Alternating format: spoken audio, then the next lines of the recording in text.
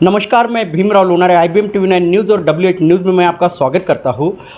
गगन Malik foundation की ओर से नागपुर में 3 अक्टूबर को एक इंटरनेशनल बौद्ध परिषद का आयोजन किया गया है।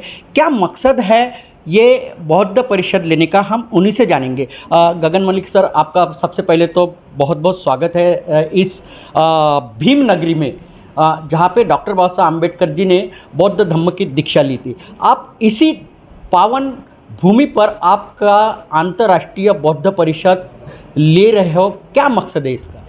देखिए जी, जैसा आपने कई बार मेरे इंटरव्यू पहले लिए हैं और मैंने कहा है कि एक सपना बाबा साहब का जो था बौद्धमय भारत का, वो पूरा करने के लिए हम निकल पड़े हैं। और वो निकलने के लिए, आगे बढ़ने के लिए जो उनके विचार हैं, उनके सेक्रीफाइस हैं, जो प्रेम्बल में है, सोशल जस्टिस की बात करें, पीस की बात करें, फ्रेटर्निटी की बात करें, और बहुत सारे ऐसे उनके इतने बड़े विचार हैं जो भारत के कोने कोने में पहुंचने चाहिए। और भारत ही नहीं, इसमें इंटरनेशनल देशों के लोग जो आ रहे हैं, ये इंटरनेशनल लेवल पर भी उनके विचार पहुँचें, इसलिए ये धम्म परिषद रखी गई है, जिसमें नागपुर यूनिवर्सिटी हमारे साथ हैं, पूरन जी हमारे साथ हैं, बहुत सारे स्कॉलर्स होंगे, डिस्कशन के पैनल्स होंगे, ताकि जो बाबा साहब के विचारों को सही तरीके से डिफ़ाइन कर सके। और धम्म की बात करने के लिए हमारे इंटरनेशनली मोस्ट वेनेबल वजीरा मेथी जी, जो कि बड़े ही कहते हैं ना, जिसे कहते हैं प्रख्यात मंक हैं थाईलैंड के, वो आ रहे हैं। तो जब वो बात करेंगे तो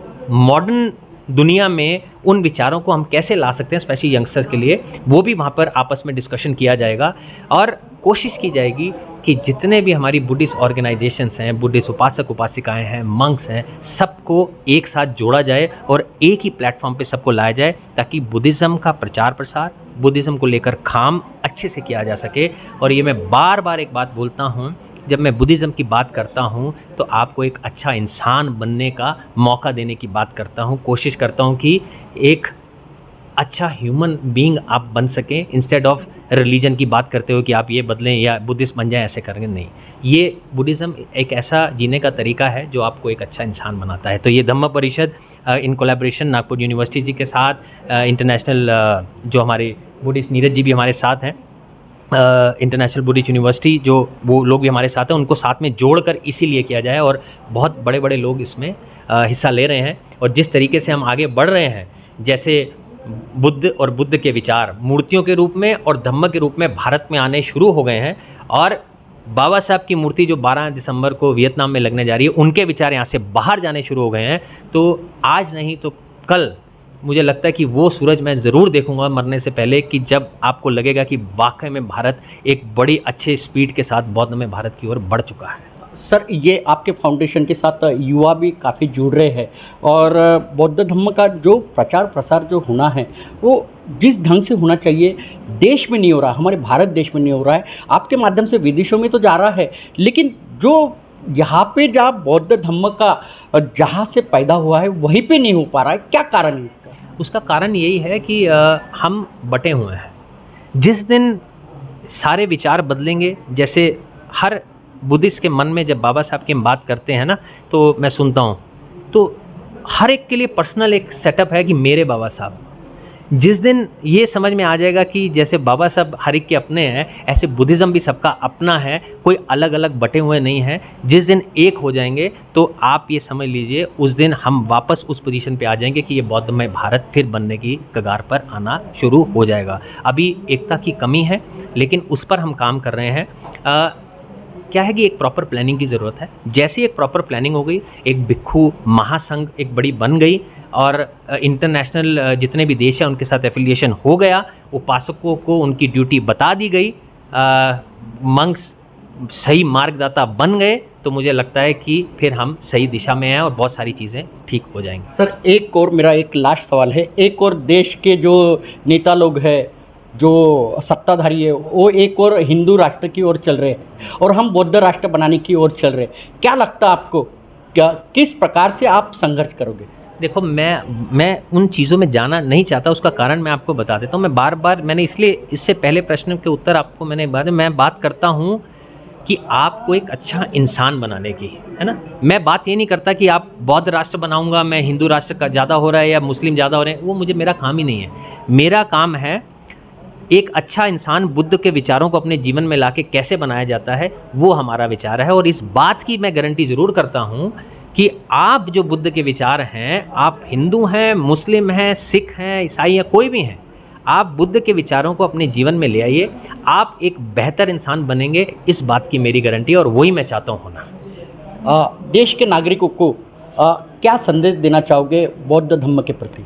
देश के नागरिकों को ये कहना चाहूँगा कि जो बुद्धिज़्म है वो आपको एक ऐसा जीने का तरीका है जो एक मार्ग दिखाता है जिससे आप अपने दुखों से दूर हो सकें, सफ़रिंग आपकी कम हो सके, बहुत ही सरल तरीके से। तो मैं सबको यही संदेश देना चाहता हूँ, कोशिश करिए। आज सारे टेक्निकली साउंड हैं पूरे भारत में, गूगल में भी हैं और बहुत सारी चीज़ें ऐसी हैं। थोड़ा बहुत टाइम समय निकाल कर आप बुद्ध के धम्म के बारे में थोड़ा सा भी पढ़ेंगे, ज़्यादा नहीं तो पंचशील मार्ग ही पढ़ लीजिए, सिर्फ 5 ही चीज़ें हैं, वही अपने जीवन में ले आइए। तो आधे से ज़्यादा क्या, मैं तो समझता हूँ कि 90% से ज़्यादा आपके दुख जीवन में ख़त्म हो जाएंगे। हमारे साथ में ये जो बौद्ध धम्म परिषद जो आयोजित की गई है अंतर्राष्ट्रीय, उनके आयोजक मंडल हमारे साथ में है। डॉक्टर पूरन मेश्राम सर हमारे साथ में हैं, हम उनसे भी जानेंगे। सर, इस जो परिषद जो आयोजित की है अंतर्राष्ट्रीय, इसमें कौन कौन डेलीगेट्स रहने वाले? नागपुर से जो लोग हैं और महाराष्ट्र से जो लोग हैं, बहुत थिंकर लोग इस परिषद में पार्टिसिपेट करने वाले हैं। एक बहुत बड़ा नाम है, यूनिवर्सिटी ग्रांट कमीशन के जो चेयरमैन हैं और जो अर्थतज्ञ हैं डॉक्टर सुखदेव थोरात सर जो है, वो यहाँ पर इस परिषद में हमको मार्गदर्शन करने वाले हैं।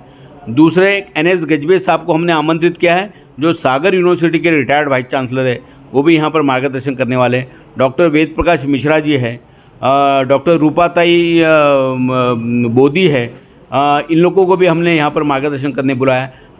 हमारे जो शैलेंद्र लेंडे है, जो अम्बेडकर थॉट डिपार्टमेंट के विभाग प्रमुख है, हमारे नीरज बोधी जो इंटरनेशनल बुद्धिस्ट स्टडी सेंटर के विभाग प्रमुख है, इन लोगों को भी हम लोगों ने यहाँ पर अपनी बात रखने के लिए यहाँ पर बुलाया हुआ है। तो ये सारे जो भारत के और विविध राज्य के और नागपुर के डेलीगेट जो है यहाँ पर पार्टिसिपेट करेंगे।